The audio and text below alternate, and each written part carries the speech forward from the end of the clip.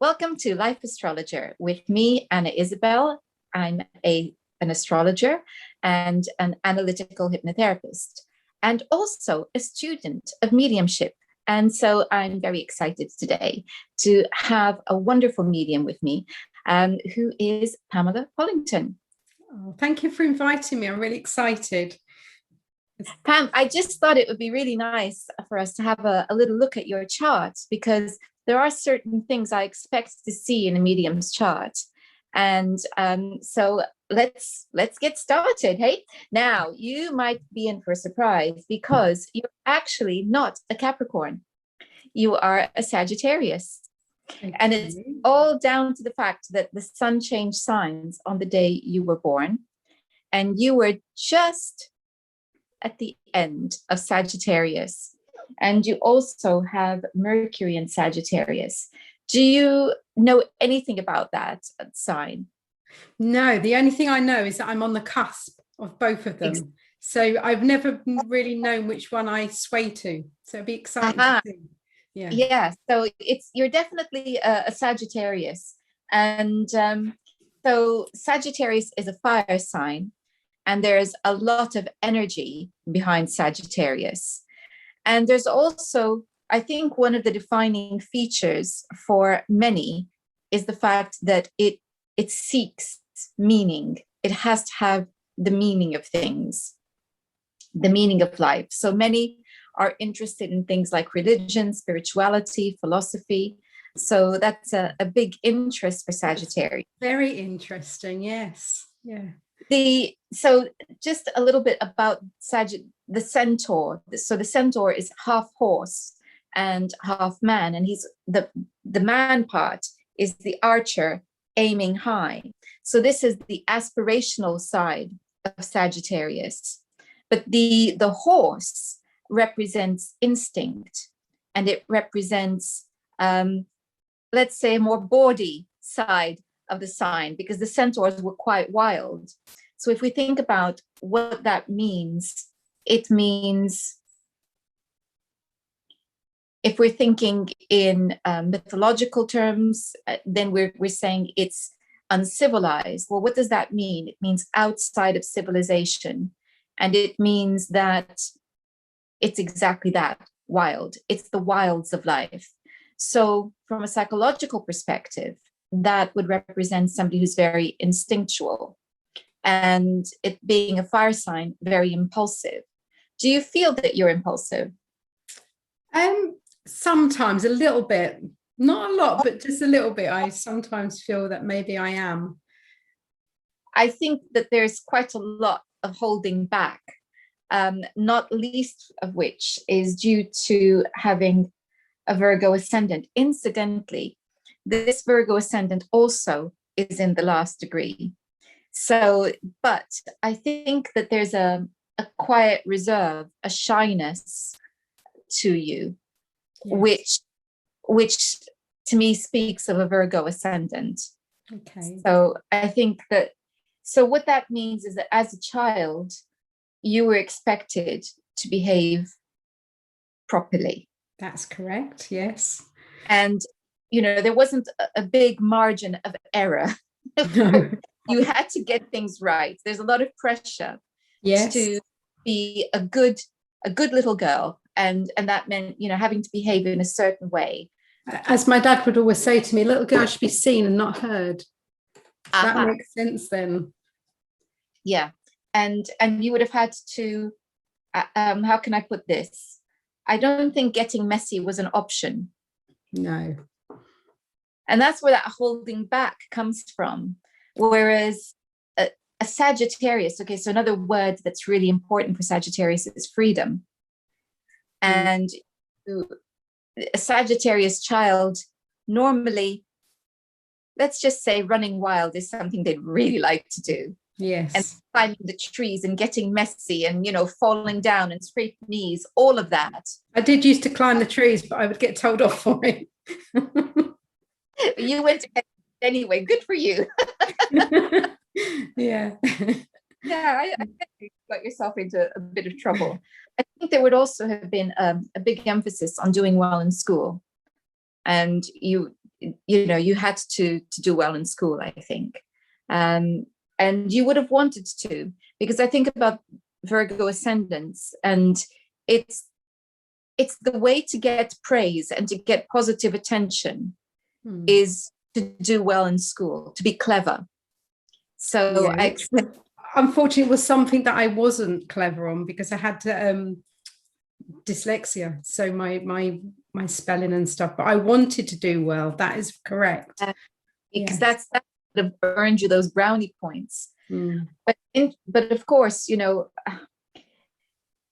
what I was going on to say is that you've got the Sun and Mercury in the area of the chart that's linked with education and with early learning. So your early school experiences, and that's the third house, which means that there was a clash, in the sense that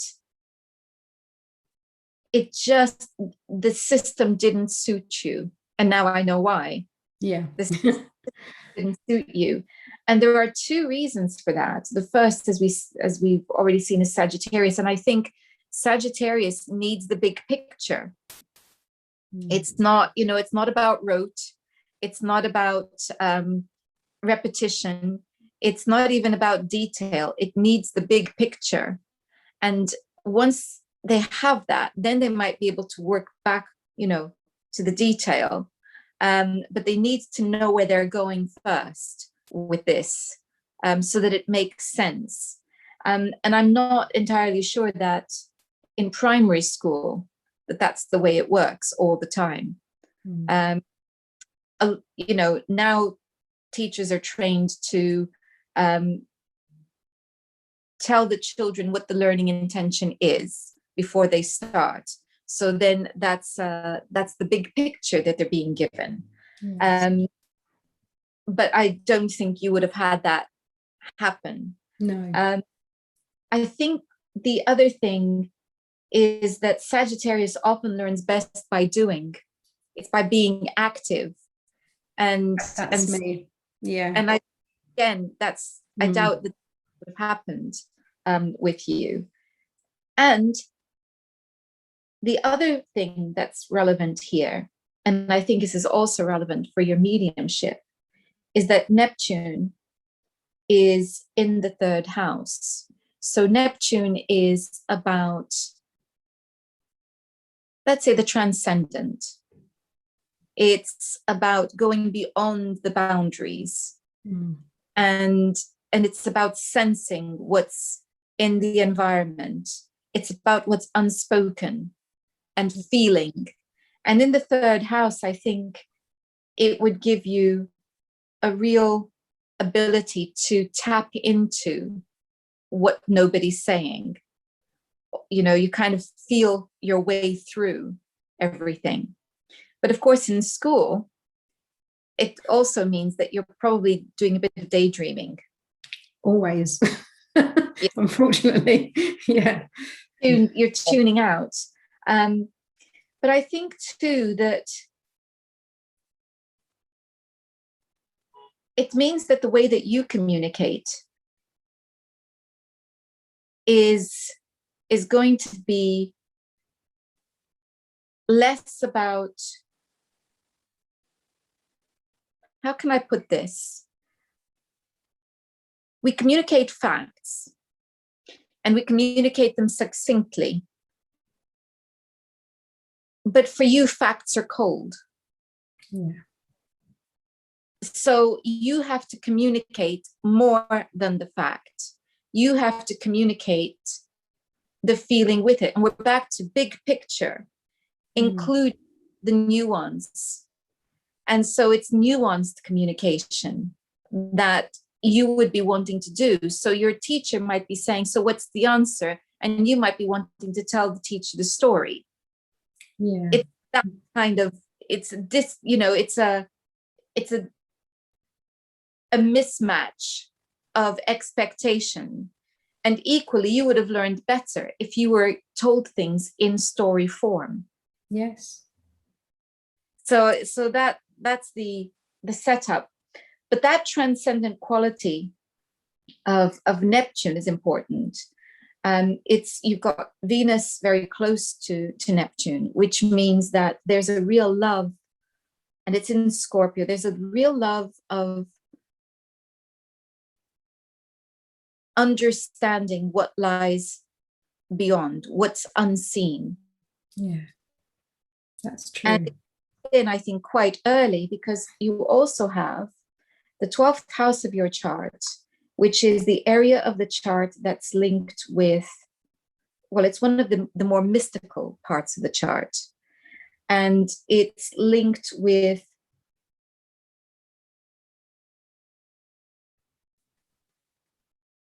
everything that is, well, everything that's mystical. I don't think I can add to that. I think that covers it.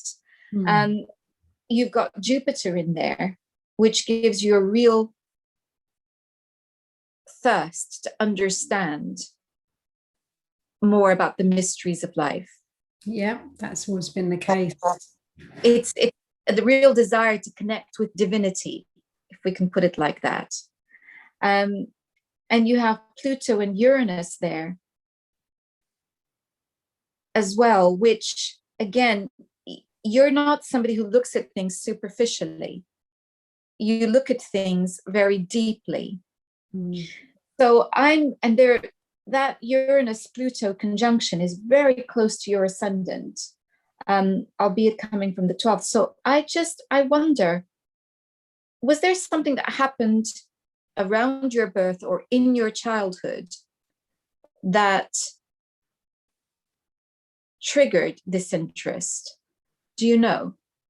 My mum and dad split up when I was very young. So whether that triggered it, I always had an imagination because I was left on my own quite a lot as a child. So I built up my own imagination, if that makes sense. Yeah. I think being left alone, you are then like develop that imagination. Yeah. I think what they used to call it years ago was latchkey kids, because my mum used to go off to work and I used to just come home. So I was very much on my own a lot of the time. And how old were you when your parents split up? I was probably 5 or 6. So you're quite young. But old enough to perhaps miss your father, or the time that the family was together. Yes. Yeah. Did you experience it like almost like a bereavement? Probably I can't remember, but I do feel it was more my dad was quite a fear factor in my life as well. So yeah, not perhaps it was a more of a relief. Yes. in a sense. Yeah, it kind of meant things were a lot more calmer in my life rather than hectic and shouty and that sort of thing. Yeah. Well, again, I come back to what I said at the beginning, where a lot of, I felt that there's quite a bit of holding back, and one of the reasons I think for that would be that there is a difficult link between the sun, which represents father, and Saturn, as well as Chiron. And so there's a wound there around father. And I think father would have been very forbidding. Yes. In many respects. So I think that's another reason for the holding back. When did you first know you were going to be a medium? Oh, I really, I think I've always had this spiritual first. Like you said, I've been part of another big religion that took over a lot of my life, very much a religion that was quite controlling. I was involved with for about 12 years. But when my daughter went to the spirit world, it kind of ignited something else. I had already left this other religion, never wanted another religion in my life. until I lost my daughter. And then I was searching again for answers, and where is she? And I mean, there's a whole big story to that, but I kind of, and then when I look back over my life, once I started sitting in development circles, and my mediumship came on very quickly after the past of my daughter. It was almost like this ignition, but it was when I look back at my life, there's always been this spiritual need there, but also always been this connection with the spirit world, which I obviously didn't understand until I started developing later on after my daughter passing. Well, interesting, because I would have thought that any belief system would be a big part of your life, and you had to find the right one. Yes. And it sounds as though the first one just re-emphasized all of these things we talked about, you know, not being free, not being allowed to make mistakes, Yes. you know, all of that just gets reinforced again, which is it goes against the essence of Sagittarius, which is freedom. You know, it's freedom of movement, freedom of thought, it's freedom of speech, it's everything that is freedom, freedom of expression. Yeah. And I think at that stage, when I left the religion I was involved with, I felt like a puppet on the string, and I felt like I was being, the whole of my life, I had my dad puppeteering me, then I had my ex-husband doing the same, and then I had the religion, and it kind of, I had to find myself. Once I left this religion, I had to find out who I truly was. So it's like that eagerness to find out and find who I was. And obviously the trauma of death is something that often pushes us more again in finding ourselves. And in your case, it deepened your need to make sense of things. Yes, definitely. And so this is the path that led you to where you are. You have the North Node in the 8th house. And what that means is the North Node is one of the more karmic parts of a chart. And it's about your soul's purpose.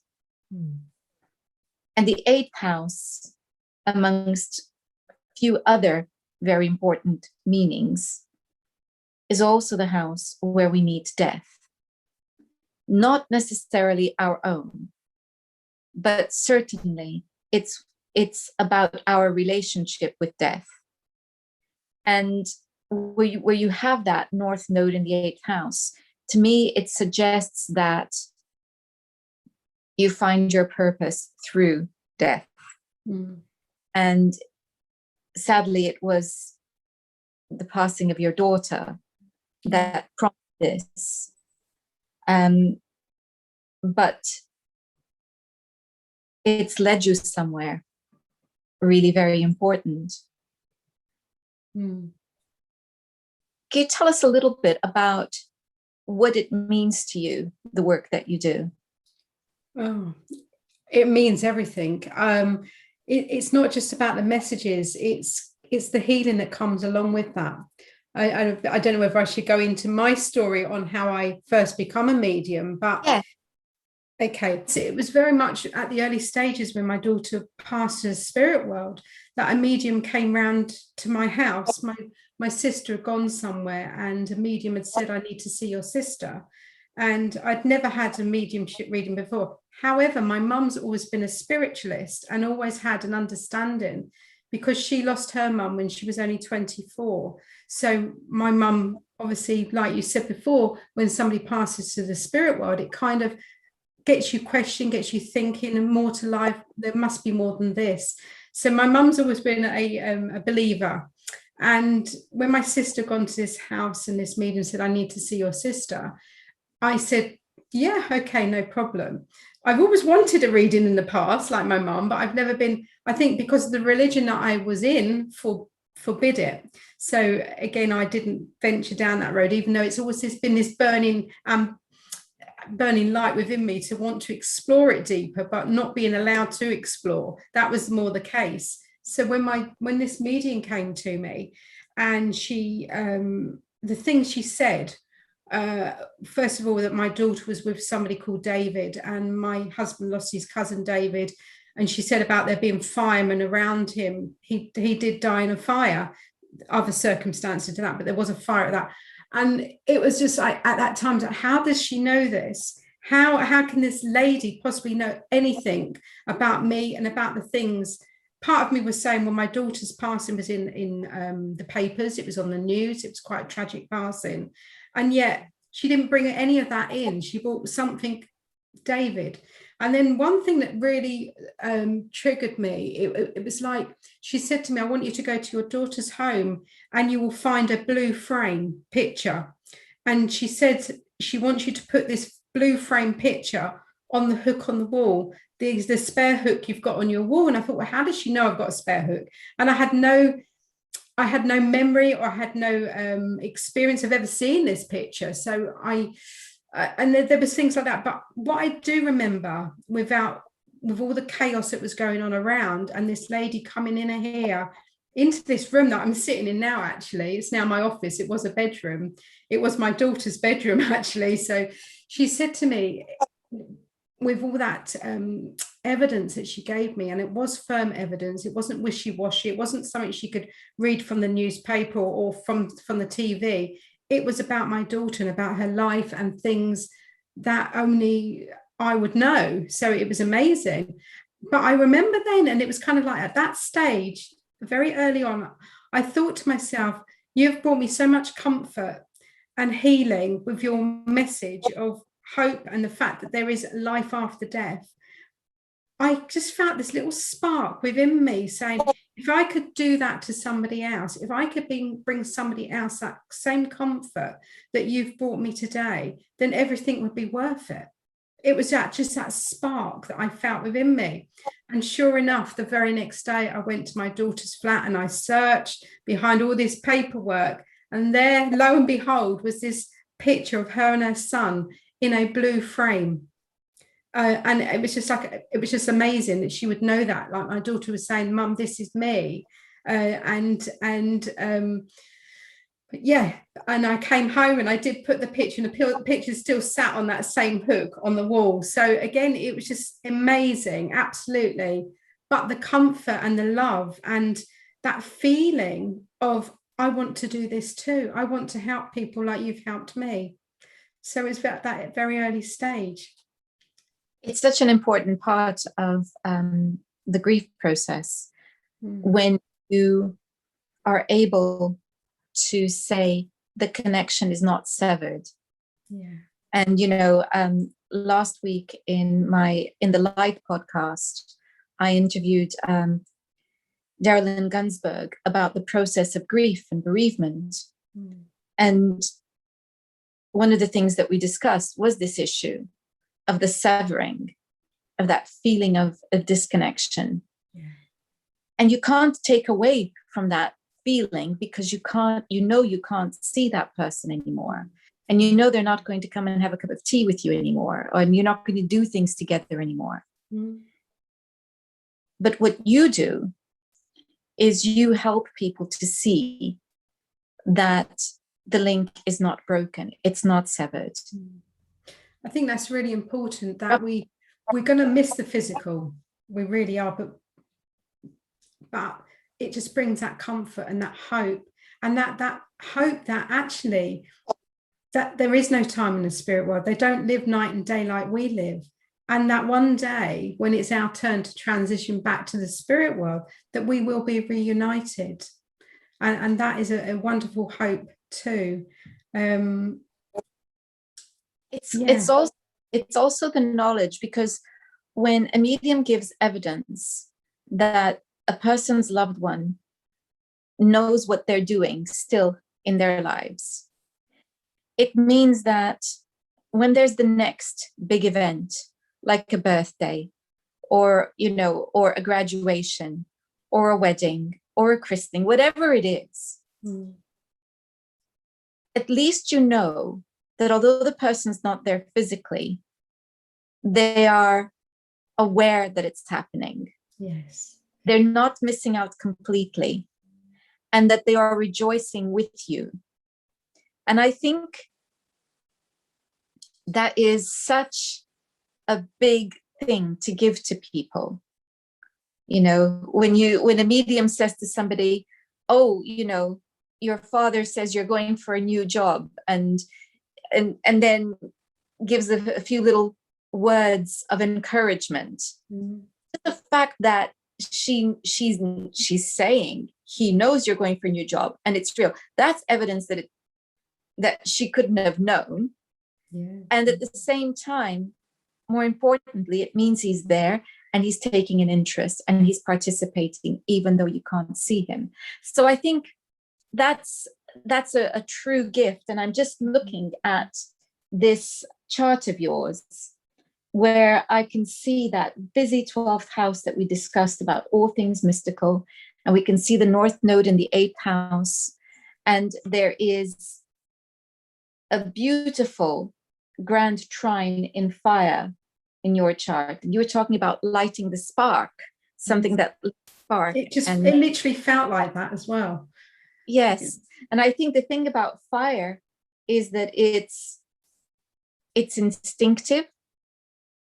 And I always associate fire with inspiration, you know, because we have, certainly in the Christian tradition, but also in other traditions, there is the link between fire and spirit. And so inspiration, in spirit, the spirit coming in, the embodiment of the spirit coming in. And I associate that very much with fire, that idea that somebody is open to inspiration. And you have that lovely grand trine, which includes your moon that we haven't talked about, and it's in the sign of Leo. So again, what we have is more fire, so more exuberance, more energy that was held back. And it's I can't even say that it was like a bucket of water poured over it. It's not that. It was more like a wall of asbestos holding it back, because it was there burning the whole time. So it's not like it was put out. It just wasn't allowed to, it wasn't given oxygen. Yeah. And like you say, I kind of feel within my life that I've been on the wrong path for so long, but it's taken something tragic to find something so beautiful. And that's sad that it's come about because of going through something so tragic, that out of this, everything's changed for me. And I now feel I'm on the right path. But sometimes it kind of, going through something so bad to get something so good is, but it is, I was lost, but I feel my daughter's passing. I found my way. And that is, again, I do also feel, Anna, that my spiritual journey is the time that I spend with my daughter in the spirit world. So whatever my spirit, I know she's there helping me. I know she passed young, and I know I get a lot of young passings because of what I've been through, because I'm open to the possibilities. So I know I can just imagine her saying, come on, my mum will help you, bring you through to your mum or to your loved ones. And I know she's there helping me. So again, my spiritual path and my spiritual journey is my time I spend with her. So yes, that's the way I look at it. So you're working together. Yes, yes. You're working together. And I think that's a tremendous gift. And you could almost say that what's happened is that your relationship, the nature of your relationship changed. Yes. But it continues. And I think that's, if we could all feel that,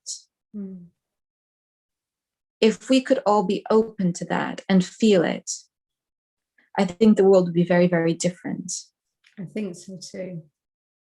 So I think that's a tremendous gift.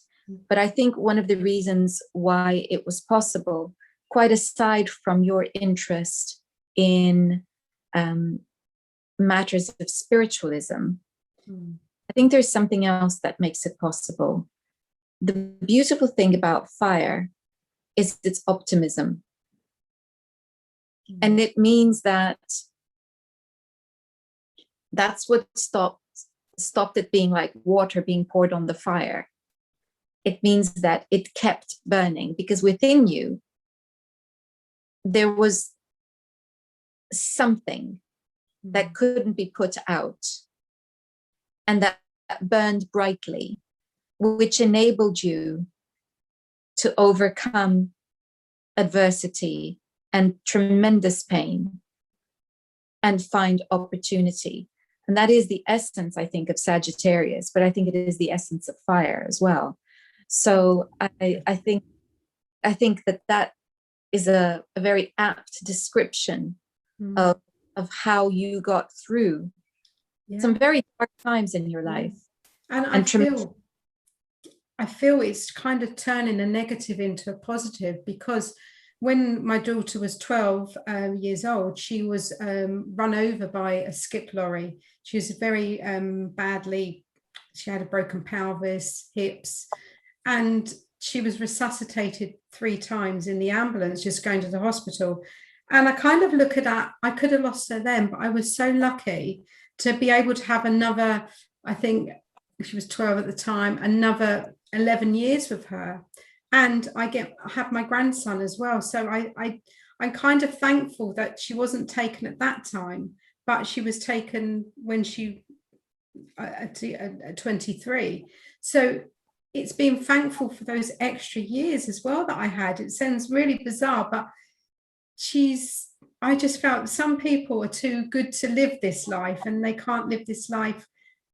They find it hard living a life here.